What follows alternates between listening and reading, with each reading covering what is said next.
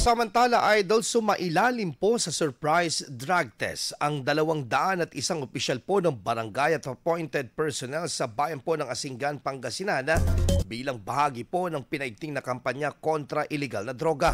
Ayon po kay Mayor Carlos Lopez Jr., seryoso ang lokal na pamahalaan sa pagpapatupad ng programang nakatuon sa paglaban sa pinagbabawal na gamot, partikular na sa pagpapanatili ng ligtas at maayos na komunidad. Kasabay nito, dumaan din ang mga opisyal sa programang Strengthening Institutional Capacities of Barangay Anti-Drug Abuse Council or SICAP Badaka. Layunin nito na palakasin ang kaalaman at kakayahan ng mga Barangay Anti-Drug Abuse Council upang mahigit na maging epektibo at sa pagbabantay at pagpapatupad ng batas laban sa illegal na droga sa kanilang lugar.